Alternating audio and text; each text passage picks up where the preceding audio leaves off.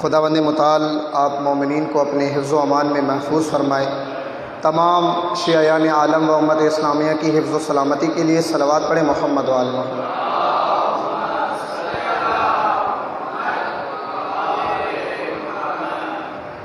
خوش نصیبی ہے اللہ تعالیٰ نے آپ مومنین کے سامنے لب گشائی کا موقع دیا ہے۔ موضوع گفتگو جو مومنین کل کسی وجہ سے نہیں آ سکے ان کے لیے تھوڑا موضوع کی میں وضاحت کروں۔ امام صادق علیہ السلام کی شہادت کے سلسلے میں یہ 3 روزہ مجالس ہیں۔ ان مجالس کے اندر ہم نے موضوع انتخاب کیا ہے اسباب مہجوریت ائمہ۔ قرآن کریم میں آپ اس بات سے بخوبی آگاہ ہیں کہ اللہ تعالیٰ نے کچھ امتوں کا ذکر کیا ہے۔ بنی اسرائیل ہیں، اس کے علاوہ حضرت صالح کی قوم ہے، حضرت یعقوب و یونس، ان اقوام کا اللہ تعالیٰ نے ذکر کیا ہے، اور ساتھ یہ بھی فرمایا ہے کہ لقد کان فی قصصہم لعبرۃ لأولی الابصار۔ ہم نے ان انبیاء کا، ان قوموں کا ذکر کیا ہے، اور ان قوموں کی تباہی میں بھی عبرت ہے، ان قوموں کی کامیابی میں بھی عبرت ہے۔ سماعت ہے میرے ساتھ؟ یعنی آپ میں سے کوئی سوال کر سکتا ہے کہ پروردگار، کتاب ہماری ہدایت کی کتاب مصطفیٰ کی امت کی ہدایت کی کتاب کے اندر بنی اسرائیل کا ذکر کیا کر رہا ہے؟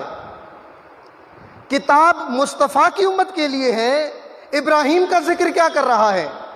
کتاب محمد مصطفیٰ کی امت کو رہنمائی کرنے کے لیے ہے، نمرود کا ذکر کیا کر رہا ہے؟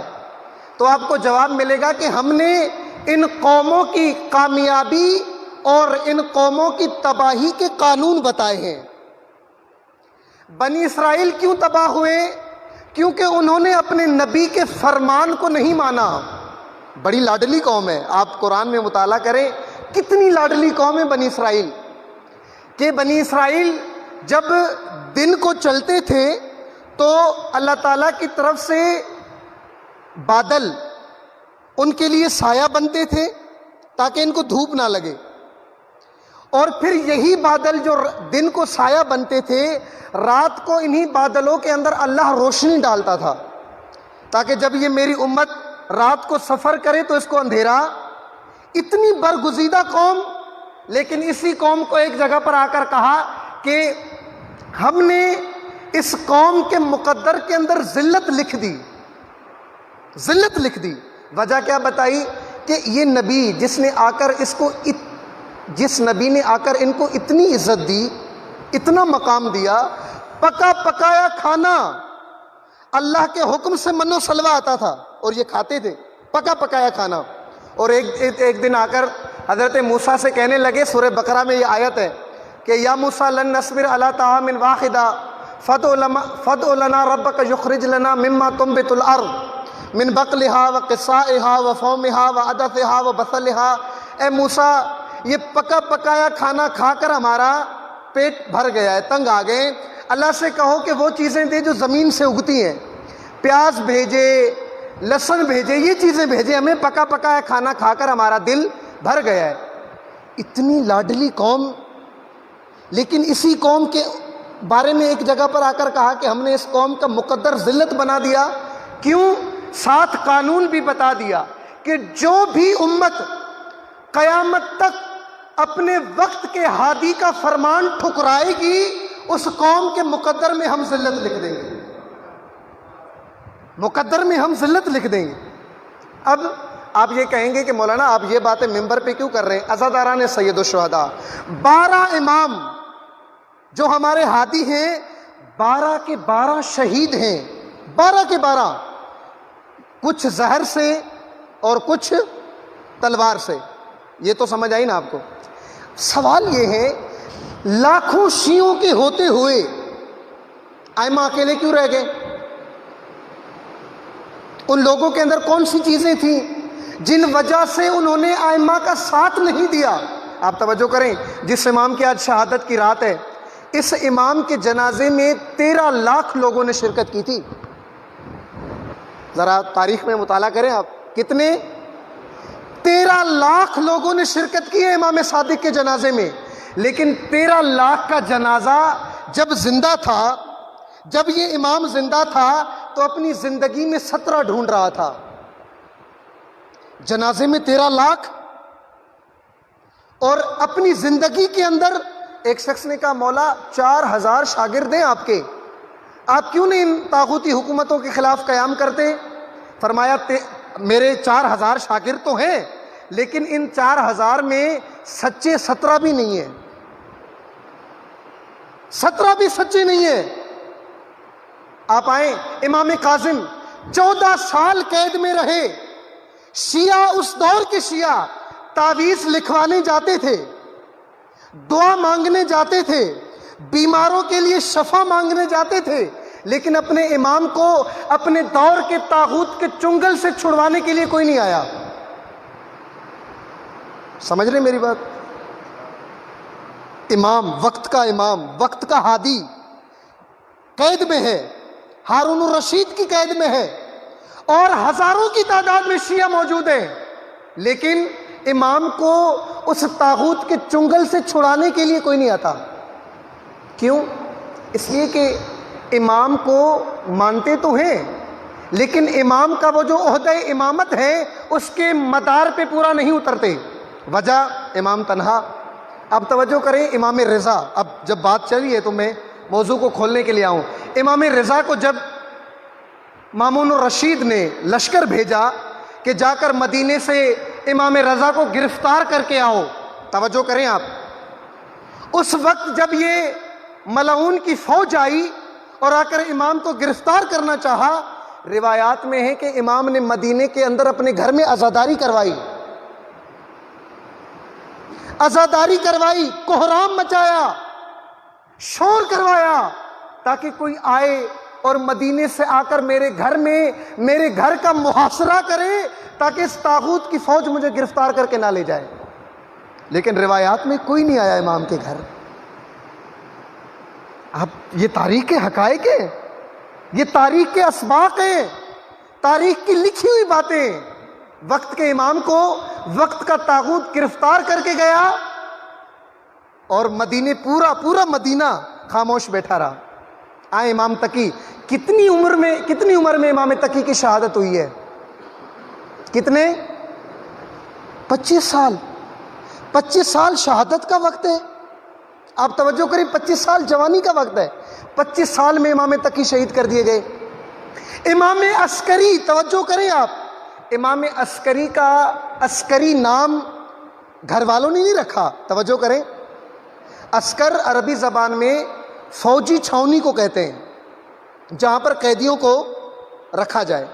ساری زندگی امام عسکری قید خانے میں تھے، عسکر میں تھے، عسکر میں رہنے کی وجہ سے عسکری کہلوانے لگے۔ اور ایک ہمارا امام جس نے پوری زندگی میں ایک حج بھی نہیں کیا، وہ امام عسکری ہیں۔ ایک بھی حج نہیں کیا امام نے۔ کیوں؟ کیونکہ طاغوت کے چنگل میں تھے۔ سوال، شیعہ کہاں تھے؟ ماننے والے کہاں تھے؟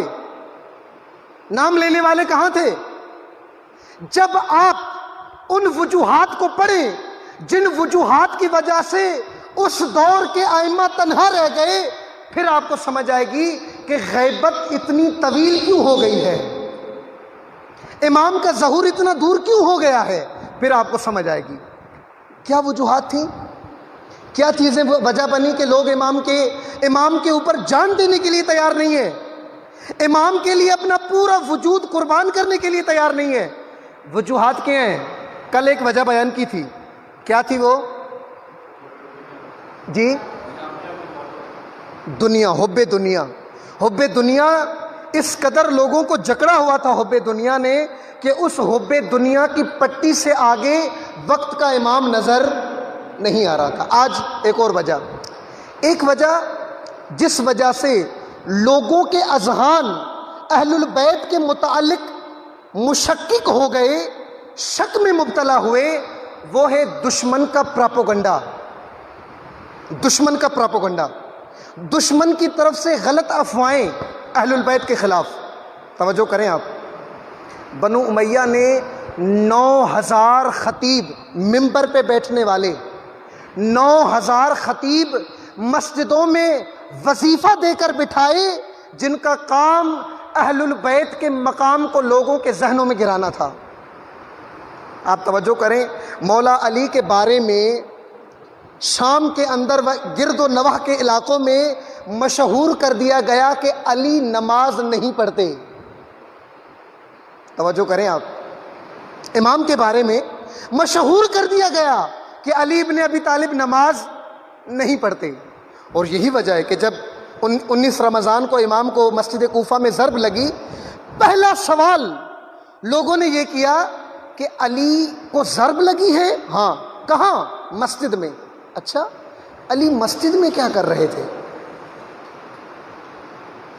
توجہ کریں آپ، پہلا سوال کیا اٹھایا؟ علی مسجد میں کیا کر رہے تھے؟ پراپوگنڈا، غلط افواہیں۔ اغیون، آپ بے شک کوشش کریں کہ غلط افواہیں مجھ پہ اثر نہ کریں، لیکن غلط افواہ کی تاثیر میں ہے کہ آپ کے ذہن میں شک ضرور ڈالے گی غلط افواہ۔ میں مثال دیتا ہوں آپ کو۔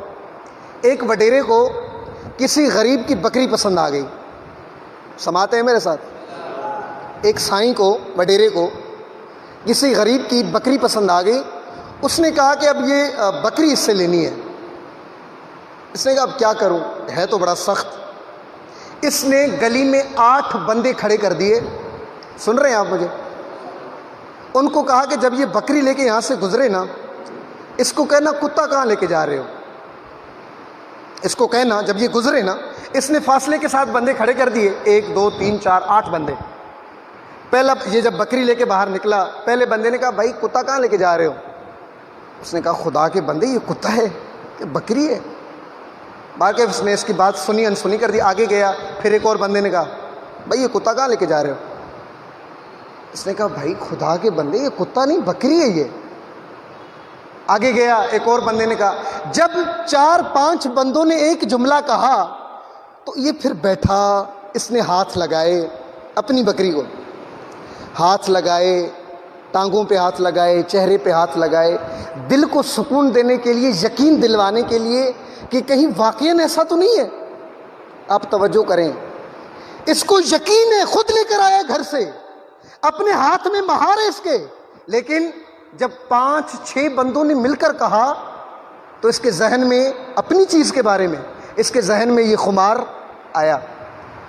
آپ توجہ کریں، دشمن نے کچھ حربے استعمال کیے اہل البیت کے مقام کو گرانے کے لیے، کچھ حربے۔ ان حربوں میں سب سے بڑا حربہ یہ تھا، امیر المومنین کے بارے میں مشہور کیا علی نعوذ باللہ نماز نہیں پڑھتے، اور یہ سلسلہ عمر ابن عبدالعزیز کے دور تک جاری رہا۔ امام حسن کے بارے میں مشہور کیا کہ دین کے اوپر عامل نہیں ہیں۔ امام حسین کے بارے میں کیا مشہور کیا کہ نعوذ باللہ امام حسین حکومت کے لالچی ہیں۔ یہ باقاعدہ طور پر دشمن کی طرف سے لوگوں کے ذہنوں میں فطور ڈالنے کے لیے یہ کام کیا گیا کہ نعوذ باللہ من ذالک امام حسین حکومت کے لالچی ہیں۔ اب دیکھیں، جب تمام ریاست، تمام حکومتی مشینری ایک شخصیت کے بارے میں متحد ہو جائے کہ اس کے بارے میں لوگوں کے ذہنوں کو خراب کرنا ہے، تو لوگوں کے ذہنوں میں اس کی محبت تو کم نہیں ہوتی، لیکن وہ جس کام کے لیے نکلا ہوا ہوتا ہے لوگ اس کام میں اس کا ساتھ نہیں دیتے۔ مثال دیتا ہوں میں آپ کو، جب امام حسین نے مکہ چھوڑا، جب مکہ چھوڑ کر امام نکلے، اور امام نکلے تو امام کے سامنے عمر ابن سعید کا بھائی یحییٰ ابن سعید آ کے کھڑا ہو گیا اور آ کر کہنے لگا کہ اے حسین ابن علی، مجھے امیر کی طرف سے حکم ہے کہ میں آپ کو آگے نہ جانے دوں، مجھے حکم ہے کہ میں آپ کو آگے نہ جانے دوں۔ امام نے کہا آپ مجھے نہیں روک سکتے، آپ کے اندر یہ جرت ہی نہیں ہے کہ آپ مجھے روکیں۔ بارکیف یہ آ کے امام کے سامنے کھڑا ہو گیا، امام کے گھوڑے کے سامنے۔ اس نے تازیانہ نکالا امام کو روکنے کے لیے۔ جب اس نے تازیانہ نکالا، امام نے بھی تازیانہ نکالا، اور تازیانوں کا تبادلہ ہوا۔ بالآخر یہ یحییٰ ابن سعید اپنی فوج لے کر واپس پلٹا.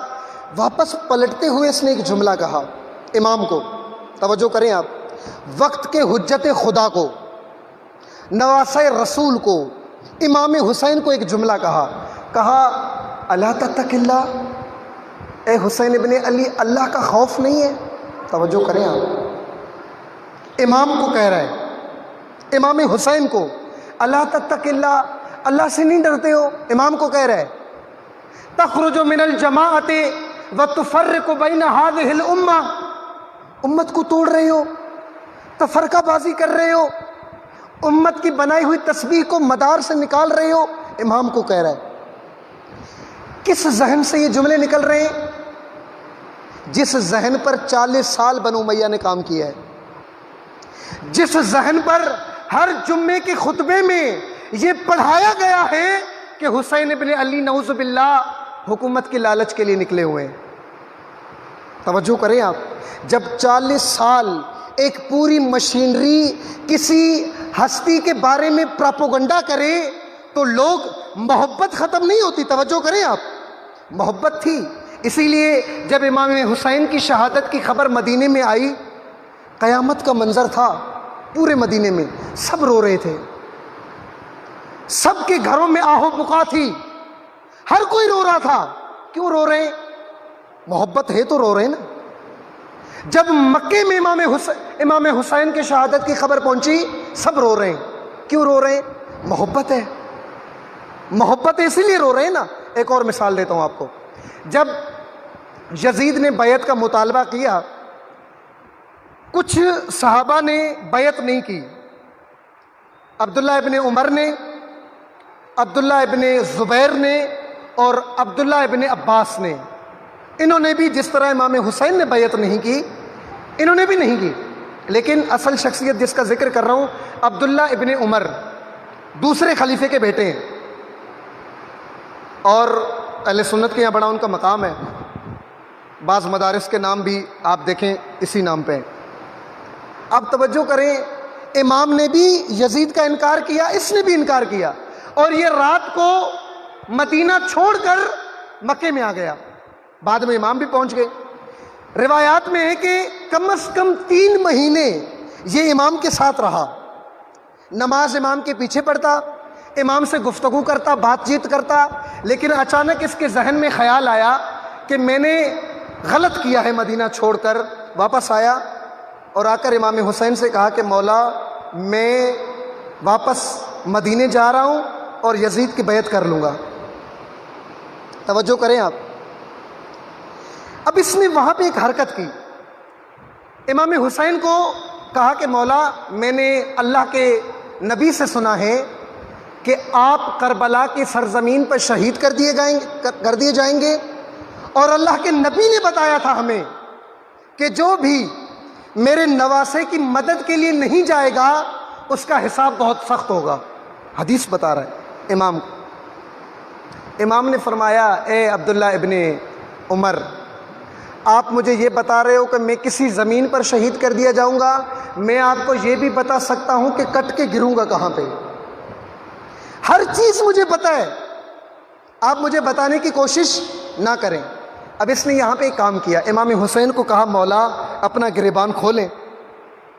امام نے گریبان کھولا, اس نے امام کی چھاتی پہ بوسہ دیا, سینے پہ بوسہ دیا, گال پہ بوسہ دیا, اور بوسہ دینے کے بعد کہا اے حسین ابن علی الوداع, میں اپنے کام سے جا رہا ہوں. یہ جو بوسہ دے کے جا رہا ہے, اتنی محبت دے کے جا رہا ہے, اس کے دل میں محبت کی کمی ہے؟ محبت کی کمی نہیں ہے, محبت کا عروج ہے. لیکن مشکل یہ ہے کہ جس کام کے لیے امام بلا رہا ہے, جس کام کے لیے امام نے قیام کیا ہے, جس کام کے لیے امام امت کو مدعو کر رہا ہے, اس کام کے لیے امت تیار نہیں ہے. کیوں؟ افواہیں ڈالی گئی ہیں امت کے ذہنوں میں, پراپوگنڈا کیا گیا ہے امت کے اندر, غلط افواہوں کے ذریعے امت کو امام حسین سے دور کیا گیا ہے, دور کیا گیا ہے. اور اب یہی عبداللہ ابن عمر, آپ توجہ کریں, یہ گیا مدینے میں, بعد میں حجاج ابن یوسف کی حکومت آئی، امام کو جب چھوڑا، امام کو بھی حدیث سنائی، بعد میں جب ادھر آیا واپس مدینے کے اندر، جب ظاہراً کوفے کے اندر جب یہ بعد میں اس کی رہائش کا محل تبدیل ہوا، اس نے پہلے ولید کے ہاتھ میں بیعت کی، بعد میں حجاج ابن یوسف کے ہاتھ میں آ کے بیعت کی اس نے۔ کس حالت میں، توجہ کریں آپ، آیا دروازہ کھٹکھٹایا اور کہا کہ اے حجاج، میں آپ کی بیعت کرنے آیا ہوں۔ روایات کے مطابق اس وقت حجاج کسی عورت کے ساتھ بستر پہ تھا۔ حجاج نے کہا کہ میرے ہاتھ نجس ہیں، ابھی نہیں، صبح آنا۔ توجہ کریں، جنہوں نے امام کو چھوڑا ان کو ملا کیا؟ جنہوں نے حسین ابن علی کو چھوڑا ان کو ملا کیا؟ امام کو مکہ چھوڑ آیا جب حجاج نے کہا میرے ہاتھ نجس ہیں، کل آنا بیعت کے لیے۔ اس نے کہا کہ میں نے اللہ کے نبی سے سنا ہے، توجہ کریں آپ، جب امام کو چھوڑا ادھر بھی حدیث سنائی، یہاں پر بھی آ کر کہنے لگا حجاج میں نے اللہ کے نبی سے سنا ہے، من مات ولم یعرف امام زمانہ مات میتۃ جاہلیہ، کہ جو کوئی اپنے وقت کے امام کی معرفت کے بغیر مر جائے وہ جاہل ہے۔ حجاج اگر آپ ابھی مجھے یہ کہہ رہے ہو کہ میں کل آؤں بیعت کے لیے، اگر آپ رات میں مر گئے یا میں رات میں مر گیا تو پھر میں تو جاہل کی موت مر جاؤں گا، کیونکہ آپ یہاں میرے امام ہیں۔ جب یہ بات اس نے کی تو حجاج نے بستر سے پیر نکالا اور کہا کہ ہاتھ فارغ نہیں ہے، پیر پہ بیعت کرو۔ اس نے پیر پہ بیعت کی، توجہ کریں آپ، کی اس نے بیعت۔ اور آپ کو پتہ ہے اس نے مولا علی کی بیعت نہیں کی تھی، جب امیر المومنین چوتھے خلیفہ بنے تھے اس نے مولا امیر کے ہاتھ پہ بیعت نہیں کی تھی، حجاج کے پاؤں پہ بیعت کی۔ جب بیعت کر کے پلٹا، حجاج نے ایک جملہ کہا خدا کی قسم اگر یہ اس دور میں علی کے پاک ہاتھ پہ بیعت کر لیتا، آج اس کو حجاج کے نجس پاؤں پہ بیعت نہ کرنی پڑتی۔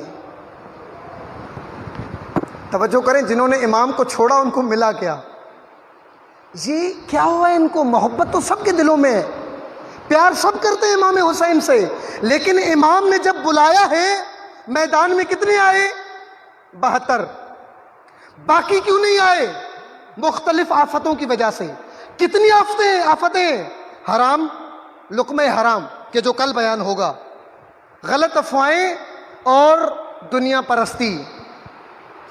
اب آپ یہ کہیں نا کہ مولانا اب آپ یہ باتیں یہاں کیوں کر رہے ہیں؟ میں آپ کے سامنے یہ باتیں اس لیے کر رہا ہوں کہ جن غلط افواہوں کی وجہ سے اس دور میں ان لوگوں نے حق کی نبرد میں امام کا ساتھ نہیں دیا، وہ لوگ امام زمانہ کے دور کے اندر بھی اگر افواہ زدہ ہوئے، اگر غلط افواہوں کے اس زنجیروں میں جکڑ لیے گئے تو نتیجہ وہی نکلے گا۔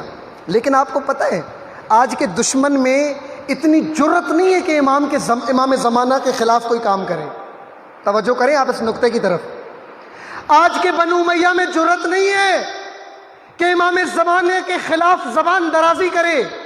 آج کا بنو امیہ نائب کے خلاف میدان میں اترا ہے۔ توجہ کریں آپ، آج کا بنو امیہ امام نہیں، جرت ہی نہیں ہے اس کو کہ امام کے خلاف زبان درازی کرے۔ آج کا بنو امیہ نائب کے خلاف اترا ہے، نائبیت کے مدار کو خراب کرنے کے لیے اس نے پراپوگنڈا مشینری بنائی ہے۔ اور ان کو پتہ ہے، آپ توجہ کریں، میں نے یہ قانون پہلے بتایا ہے کہ جب بھی قومیں تیار ہوتی ہیں، جب بھی قومیں بیدار ہوتی ہیں، جب بھی قومیں طاغوتوں کا انکار کرتی ہیں، جب بھی قومیں اپنے وقت کے امام کو پکارتی ہیں تو پھر امام کو خط لکھتی ہیں، امام کو صدائے الاجل کہتی ہیں کہ مولا آؤ، آ کر ہمیں طاغوتوں سے نجات دو، آ کر ہمیں طاغوتوں سے نجات دو۔ اور جب ان کی صدائیں امام تک جاتی ہیں، پھر وہ صدا ہو یا خط ہو، جب امام تک پہنچتی ہیں، امام پہلے خود نہیں آتا، پہلے نمائندہ بھیجتا ہے آئیں آپ کو کوفے لے چلوں. کوفیوں نے خط لکھے, ہزاروں کی تعداد میں خط لکھے. امام حسین خود نہیں گئے, پہلے نمائندہ بھیجا.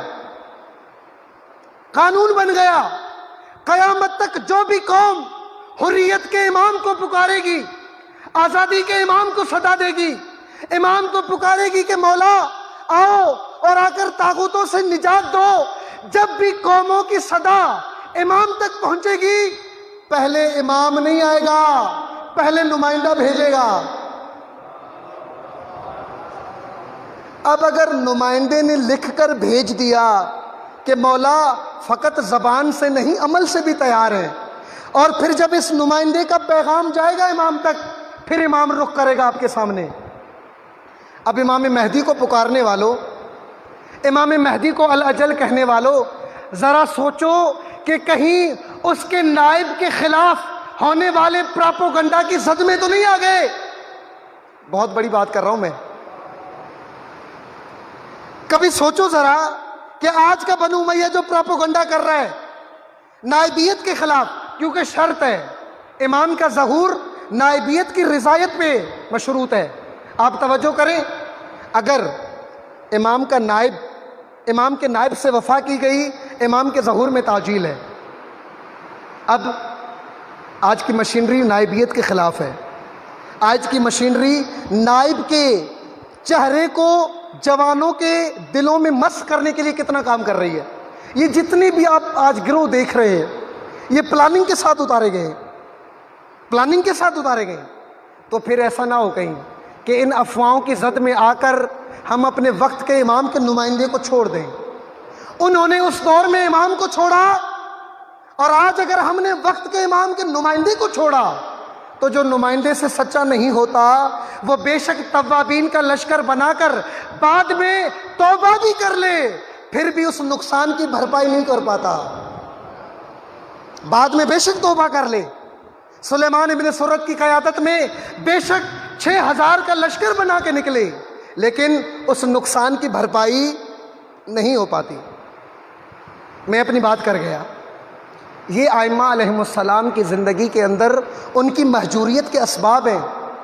ان کو ہم بطور عبرت لیں, عبرت قانون کے طور پر لیں, کہ اگر انہوں نے غلط افواہوں کی وجہ سے اپنے وقت کے امام کو چھوڑ دیا تو کہیں ایسا نہ ہو کہ ہم اسی مدار پہ چلتے ہوئے نائبیت سے ہاتھ نکال بیٹھے. کیونکہ امام تک رسائی کا ذریعہ, امام کی معرفت کا ذریعہ, امام تک پہنچنے کا ذریعہ یہ علم اہل البیت ہے. یہ علم اہل البیت ہے. اور علم رستے پہ چلنے والوں سے نہیں ملتا, علم ان سے ملتا ہے جو علم لینے کے لیے ان کے در پہ گئے ہیں. جو ان کے در پہ گئے ہیں ان سے علم ملے گا. اور پھر آپ توجہ کریں کہ انہی لوگوں نے جنہوں نے اہل البیت کا ساتھ نہیں دیا, بعد میں ان کو کیا ملا, ان کے حصے میں کیا آیا؟ ذلت, رسوائی, تحقیر.